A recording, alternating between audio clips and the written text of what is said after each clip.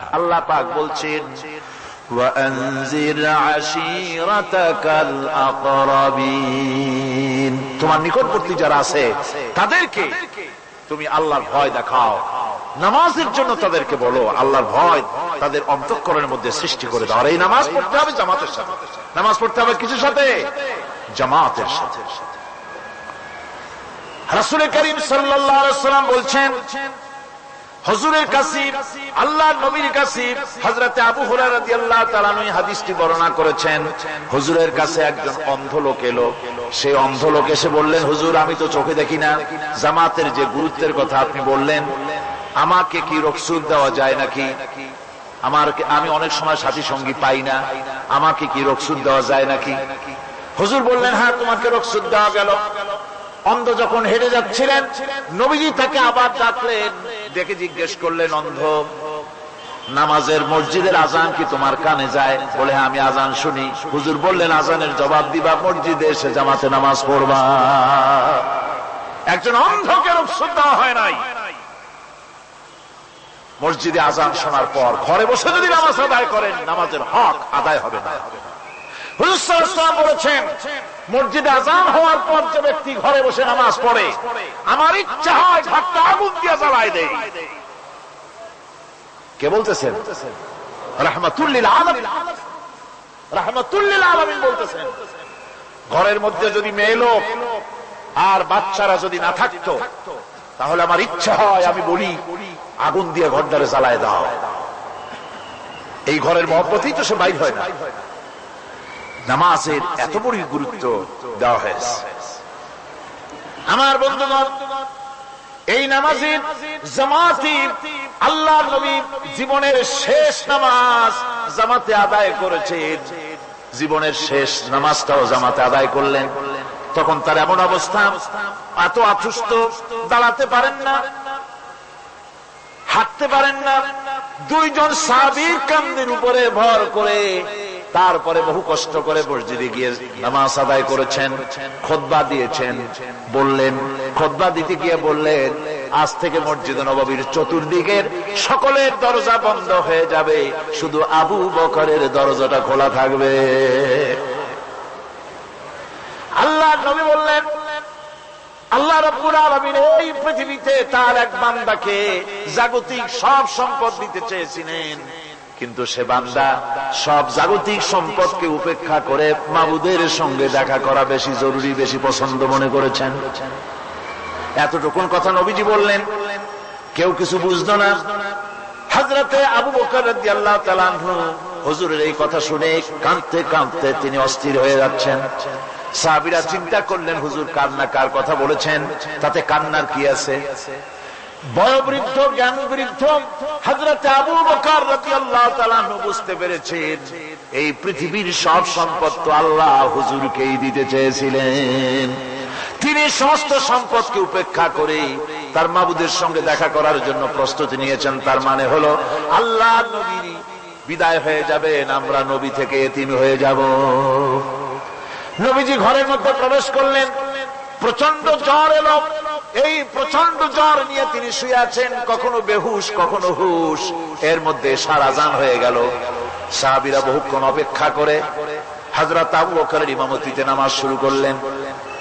হুজুরের হুশ এলো, প্রশ্ন করলেন, আয়েশা রে এখন কোন সময়?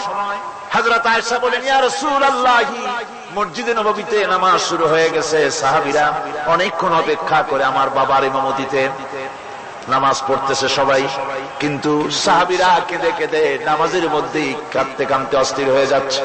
তাদের মনের ধারণা হয়েছে নবীজির পেছনে নামাজ পড়ার কিসমত থেকে তারা মাহরুম হয়ে গেল।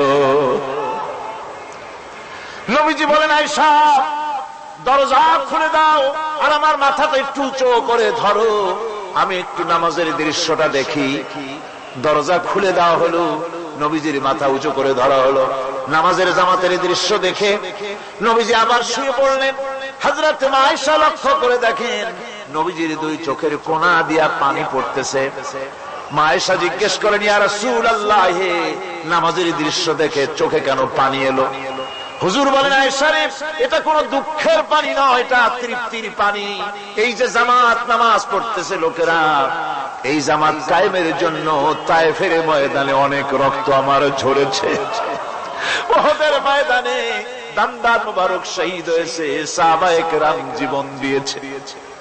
এই যে জামাত আমি দেখতে পেলাম, ভবিষ্যতের একটা ছবি যেন চোখে ধরা পড়লো। আমার মনে হলো কিয়ামত পর্যন্ত এই পৃথিবীতে আমার যত উম্মত আসবে তারা এইভাবে করে জামাতে নামাজ আদায় করবে। নবীজি মাথার কাছে মালাকুল মউত যখন এসে গেছেন, আমার ভাইরা, এই পৃথিবীতে যত নবীরা এসেছিলেন মৃত্যুর সময় সমস্ত নবীরা শেষ কথা যেটা বলেছেন, হাদিস, সমস্ত নবীরা উম্মতের জন্য মৃত্যুর মুহূর্তে শেষ কথা যেটা বলেছেন সেটা হলো আসসালাত, আসসালাত, নামাজ, নামাজ।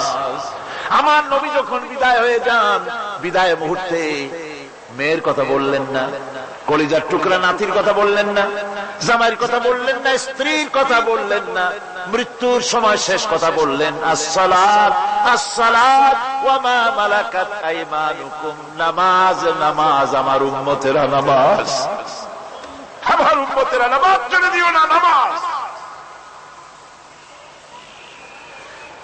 যেই নবী উম্মতের জন্য এত কাঁদলেন, নামাজের জন্য এত কথা বলে গেলেন, আল্লাহ রাব্বুল আলামিন নামাজের জন্য এত নির্দেশ করলেন, নবীজি ইন্তেকালের সময় নামাজের কথা বলে দিলেন, সেই মুসলমান আজ নামাজ আদায় করে না, নামাজ পড়ে তো নামাজ শুদ্ধ হয় না। হযরতে হুযায়ফা রাদিয়াল্লাহু তাআলা আনহু, তিনি একবার ইয়েমেন সফর করেছিলেন, এক মসজিদে নামাজ পড়লেন, একজনকে তিনি নামাজ পড়তে দেখলেন, নামাজ পড়তে দেখে তিনি অপেক্ষা করলেন, লোকটার নামাজ হয়ে যাওয়ার পর তিনি প্রশ্ন করলেন, আল্লাহর বান্দা, তুমি কতদিন এরকমের নামাজ পড়তেছো? তিনি বললেন, প্রায় 40 বছর তো হবে আমি এরকম নামাজ পড়তেছি। হযরতে হুযায়ফা বলেন, তুমি কি আমারে চেনো? কয়, না, চিনি না। হযরত হুযায়ফা বললেন, আল্লাহর বান্দা শোনো, আমি হচ্ছি আল্লাহর নবী মুহাম্মদুর রাসূলুল্লাহ সাল্লাল্লাহু আলাইহি ওয়াসাল্লামের সাহাবী হুযায়ফা। ও আল্লাহর বান্দা, তুমি যেভাবে নামাজ পড়েছো এইরকম যদি 40 বছর নামাজ পড়ে থাকো, আল্লাহর কসম করে বলি, নবীজি যে নামাজ শিখাইছেন তোমার সে নামাজ হয় নাই,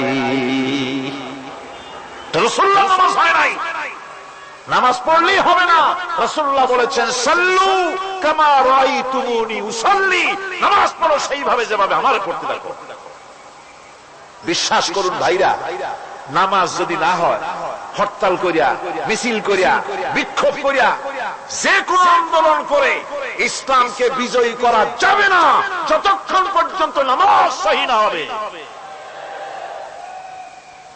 নামাজ হচ্ছে ফাউন্ডেশন, নামাজ নাই কিচ্ছু নাই।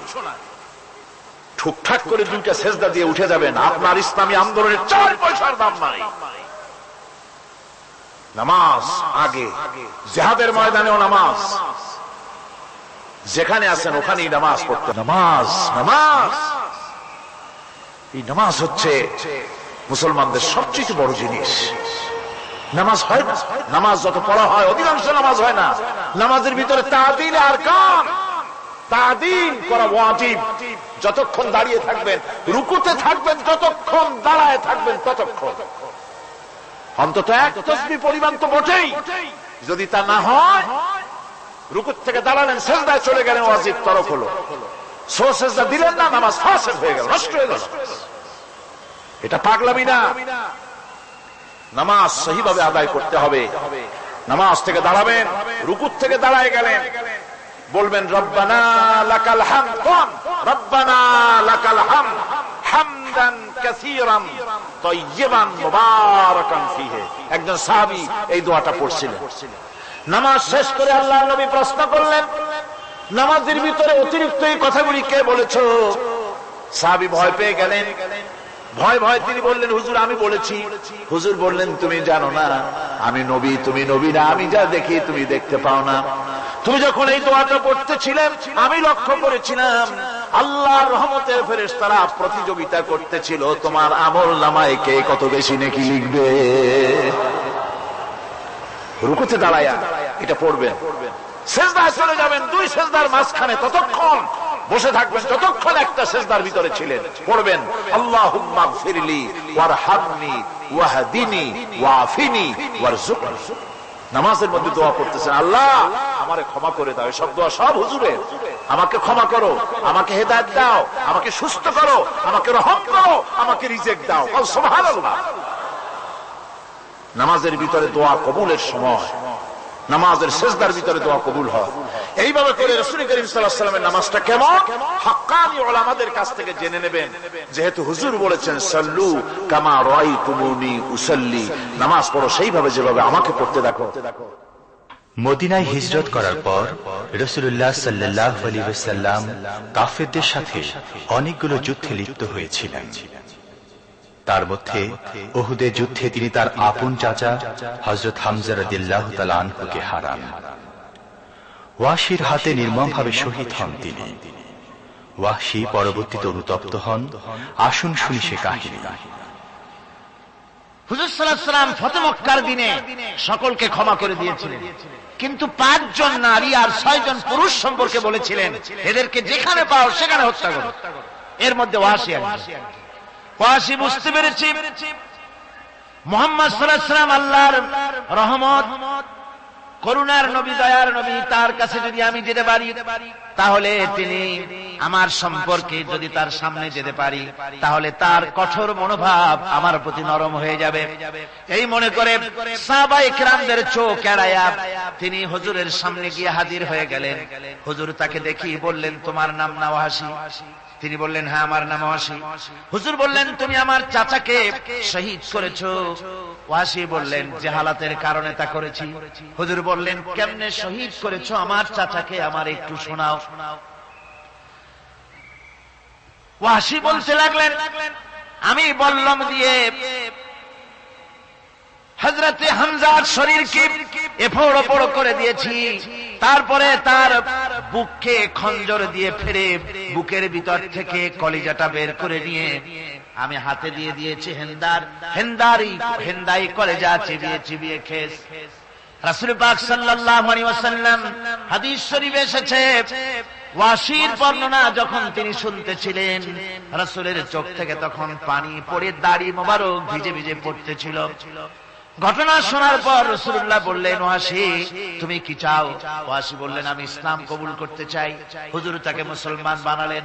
বললেন, তুমি মুসলমান হলে কিন্তু সব সময় তুমি আমার সামনে আসবে না, তার কারণ তোমাকে দেখলে পরে আমার মনের ভিতরে আমার চাচার কথা মনে উঠে যাবে।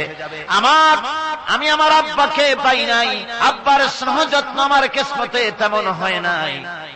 আমার চাচা হামজা আমাকে পিতার মতো করে আমাকে স্নেহ করেছে, তোমাকে দেখলে পরে তার কথা মনে পড়বে, সুতরাং তুমি সবসময় আমার সামনে আসবে না।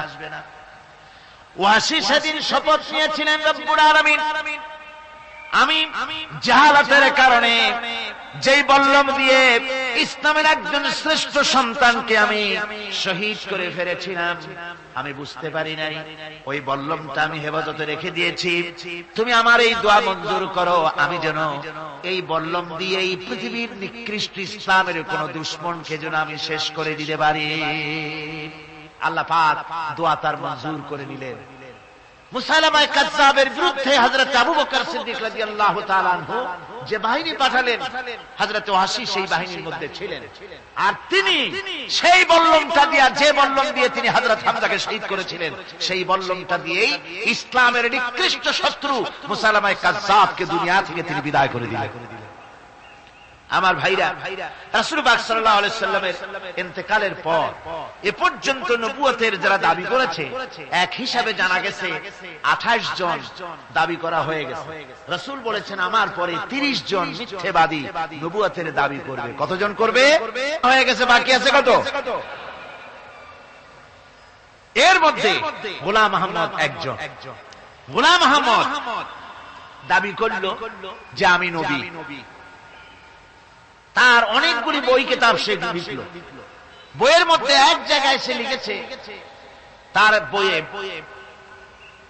এক জায়গায় লিখেছে যে আমি স্বপ্নে দেখলাম আল্লাহ আমার সামনে উপস্থিত। আল্লাহ আমার সামনে এসেছেন পুরুষের আকৃতিতে, আর আমি তখন স্বপ্নের ভিতরে আমি নিজেকে একজন নারীর মতোই মনে করলাম।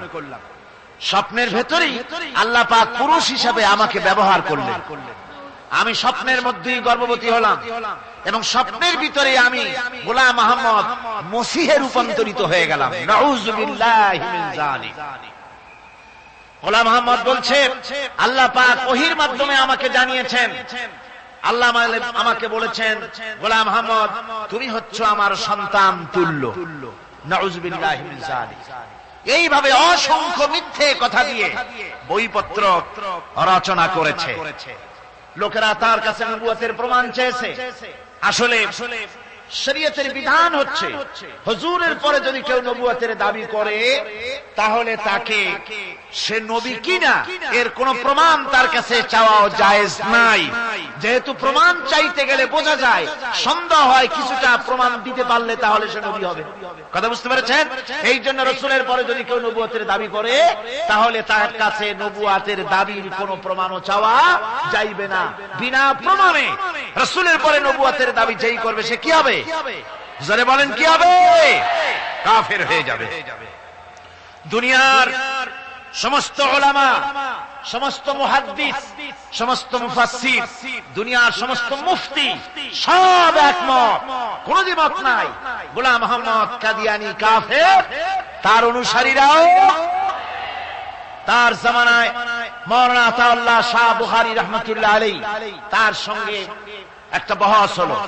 যেহেতু গোলাম মোহাম্মদ বলেছিল যে আমার এই 40 দিনের মধ্যে কেউ প্রতিবাদ করুক যেগুলি আমার ওহী নয়। হযরতে মাওলানা আতাউল্লাহ শাহ বুখারী রাহমাতুল্লাহ আলাইহি সেই যুগের একজন শ্রেষ্ঠ আলিম, তিনি বললেন আমি তোমার কাছে কোনো প্রমাণ চাই না তুমি নবী কিনা। আমি জানি তুমি মিথ্যাবাদী, তবে তোমাকে বলতে হবে তুমি এই শক্তি কোথায় পেলে। গোলাম মোহাম্মদ বলল কোরআন শরীফেই আছে আমার এই শক্তির উৎস। কোথায়? বলল যে এই যে আয়াতটা আমি আপনাদের সামনে তেলাওয়াত করেছি, ঈসা আলাইহিস সালামের ওই কথাই গোলাম মোহাম্মদ বলল যে হযরত ঈসা আমার সম্পর্কে বলেছেন ইয়াতি মিন বাদ ইসমুহু আহমদ, আমার পরে একজন নবী আসবেন, রাসূল আসবেন, তার নাম হবে আহমদ, আমি সেই আহমদ। মাওলানা আতাউল্লাহ বুখারী বলছেন তোমার নাম তো আহমদ না, তোমার নাম হচ্ছে গোলাম আহমদ। তার অর্থ হলো হযরত ঈসা আলাইহিস সালাম যে আহমদের কথা বলেছেন তুমি সেই আহমদের গোলাম। গোলাম আহমদ বললেন দেখুন আমার নামের প্রথম শব্দ গোলাম, এটা হচ্ছে আমার লকব। আমি আমার নামের লকবটা ছেড়ে দিলাম, বাদ দিয়ে দিলাম, আর ব্যবহার করব না। তাহলে তো আমি আহমদ থাকি, আপনি তো আর আপত্তি করতে পারেন না। মাওলানা বুখারী বললেন নামের প্রথম শব্দ বাদ দেওয়া যদি জায়েজ হয় তাহলে তোমার ফতোয়া দিয়ে আমার নামের প্রথম শব্দ বাদ দিয়ে দিলাম। আমার নাম আতা আল্লাহ, নামের প্রথম শব্দ আতা বাদ দিয়ে দিলাম। তো আতা যদি বাদ দেই তাহলে আল্লাহ হই, আর আল্লাহ হয়ে বলছি তোমার মতো গাধাকে নবুয়ত আমি দেই নাই। এরপর এই পৃথিবীর নিকৃষ্ট পাপী এই কাফেরের মউত হলো কোথায়? জোরে বলেন এই কাফেরের মউত হলো কোথায়? পায়খানার ভেতরে মউত হয়েছে। কিয়ামত যখন হবে তখন সবাই ভয়ে কাঁপতে থাকবে। মহান রব্বুল আলামিনের সামনে কেউ টু শব্দটি পর্যন্ত করার সাহস পাবে না। দুনিয়ায় যত নবী পয়গম্বর এসেছিলেন তারাও সে সময় ভয়ে চুপ থাকবেন। কেবলমাত্র আল্লাহর অনুমতি সাপেক্ষে সেদিন বিশ্বনবী রাহমাতুল লিল আলামিন রাসূলুল্লাহ সাল্লাল্লাহু আলাইহি ওয়াসাল্লাম তার উম্মতের জন্য শাফায়াত করার সুযোগ পাবেন। কিয়ামতের দিন 50,000 বছর মানুষেরা হাসরের ময়দানে দাঁড়িয়ে থাকবে। 50,000 বছর বিচারের দিনটা লম্বা হবে 50 আলফা সানা মিম্মা তাউদ্দুন। এই পৃথিবীতে তোমাদের গণনা মতে 50,000 বছর যত বড় লম্বা, কিয়ামতের বিচারের দিনটা হবে অত বড় লম্বা। মানুষেরা হয়রান হয়ে যাবে। মানুষের মাথার চাঁদি, গুনাহগারের মাথার চাঁদি ফেটে গিয়া মগজগুলি গলে গলে পড়তে লাগবে। জিহ্বাটা ঝুলে কুকুরের মতো নাভিস্থল পর্যন্ত পড়ে যাবে। সারা ময়দানে পানি পানি বলে চিৎকার হতে লাগবে।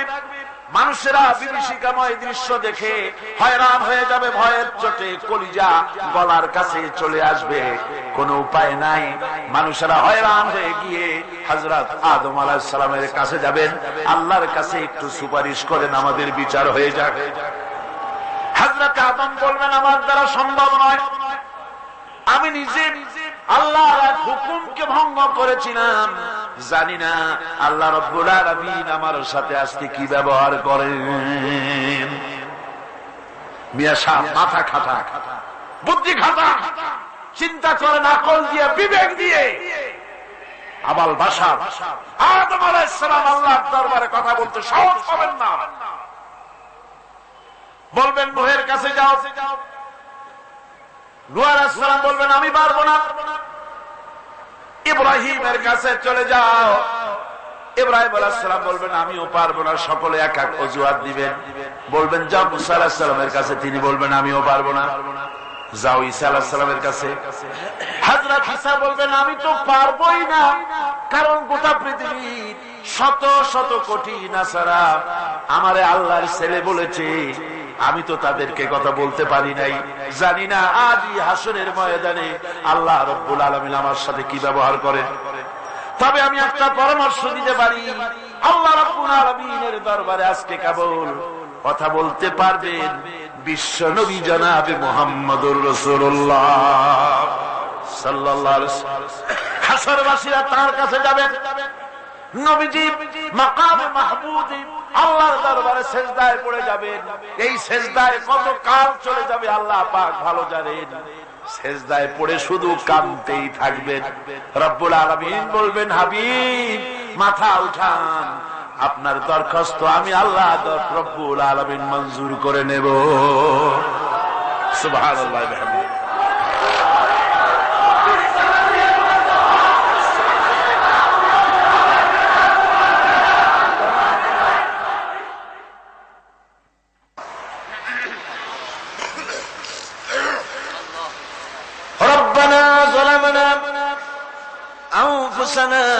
وإن لم تغفر لنا وترحمنا لنكونن من الخاسرين। সবাই পড়েন আমার সাথে, রব্বানা যালামনা আনফুসানা ওয়া ইন লাম তাগফির লানা ওয়া তারহামনা লানাকুনান্না মিনাল খাসিরিন। রব্বুল আলামিন লক্ষ লক্ষ জনতা নিয়ে ঢাকা শহরের প্রাণ কেন্দ্রে আউটার স্টেডিয়ামে পল্টনের ময়দানে কোরআন শরীফের 3 দিন তাফসীরুল কোরআন মাহফিলের শেষ দিনে গুনার বোঝা মাথায় নিয়ে কোরআন শরীফ সামনে নিয়ে আল্লাহ তোমার দরবারে ভিক্ষুকের মতো দুটি হাত আমরা তুলে ধরেছি। রব্বুল আলামিন এই 3 দিন আমরা যারা কথা বলেছি, আমরা মানুষ, কথার মধ্যে যদি কোনো ভুল ত্রুটি হয়ে থাকে আল্লাহ দয়া করে আমাদের ভুল ত্রুটি মাফ করে দিয়ে পূর্ণ সওয়াব এনায়েত ফরমাও।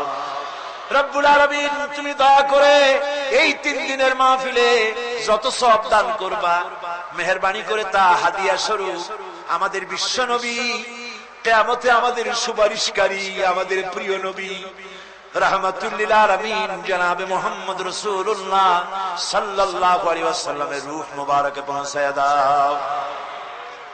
রাসূলের সাহাবী, তাবিন, তাবে তাবিন, সিদ্দিকিন, শুহাদা, আম্বিয়া আলাইহিস সালাম, আইম্মায়ে মুজতাহিদিন, সালফে সালিহিন, আকাবেরে দ্বীন, উলামায়ে মুতাকাদ্দিমিন, উলামায়ে মুতাআখিরিন, আসফিয়ায়ে কেরাম, तमाम পৃথিবীর মুমিন মুমিনাত যারা কবরে শুয়ে আছে আল্লাহ সকলের আরওয়ার পরে সওয়াব পৌঁছায়া দাও।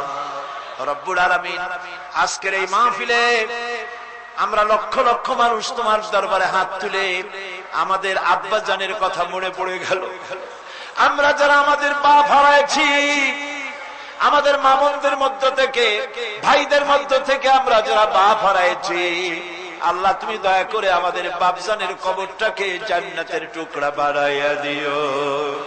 হায় আল্লাহ তাআলা আমাদেরকে বড় করার জন্য, মানুষ করার জন্য কত স্বপ্ন দেখতো, কত কষ্ট করত।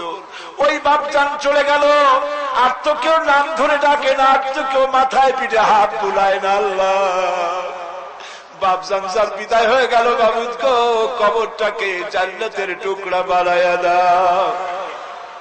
আয় আল্লাহ তাআলা, আমাদের জনম দুঃখিনী মা,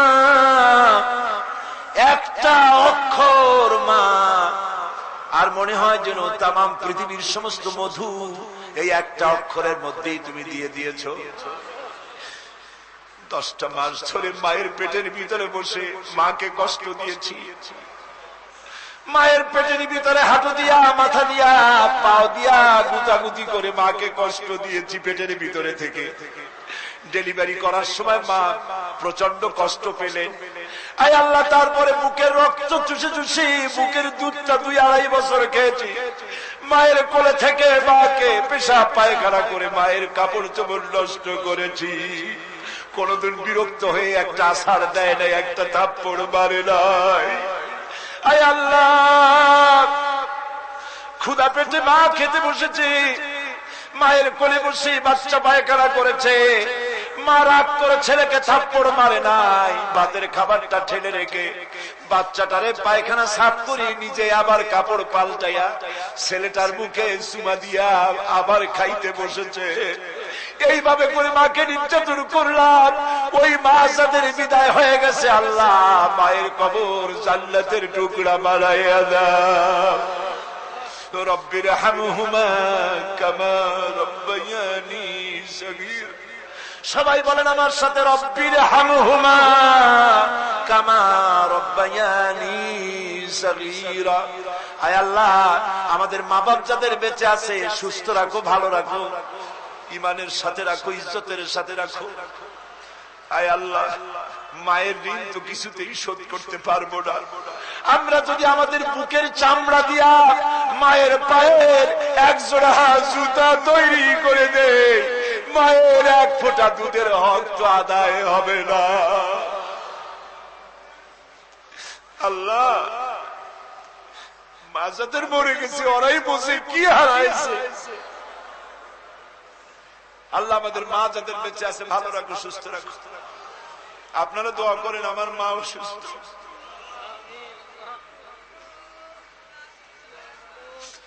আল্লাহ মাকে সুস্থ করে দাও।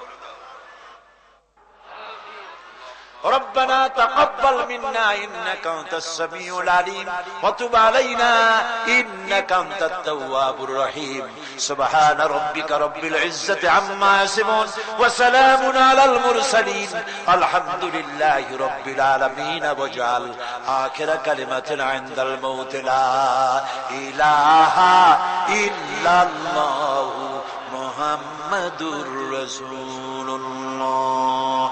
আসসালামু আলাইকুম ওয়া রাহমাতুল্লাহ।